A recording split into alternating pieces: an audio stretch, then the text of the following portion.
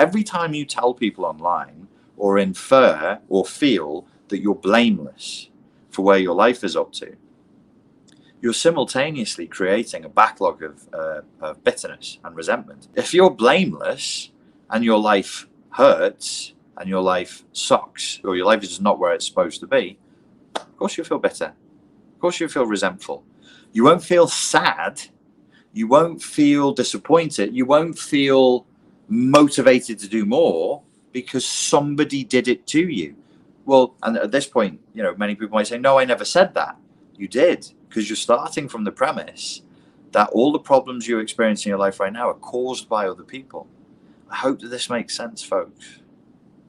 I hope that this makes sense. Yes, I have a blunt style.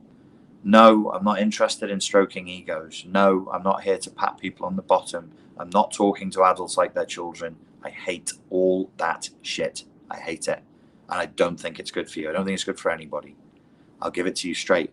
We are, I think, going to come to some crisis points here. You probably won't even be able to speak as freely as we do now about these subjects because they're within the realm of psychiatry.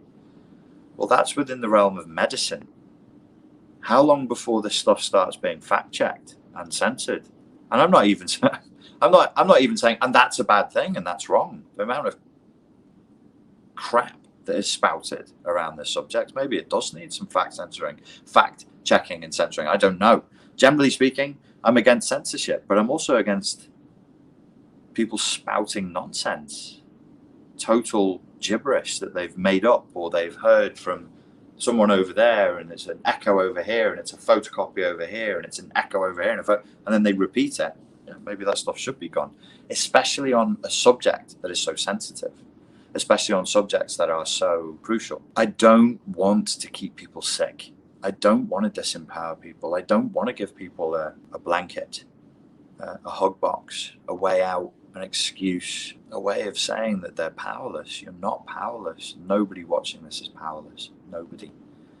The more you double down on how powerless you are and how much of a victim you are, the more you will create resentment in yourself and bitterness.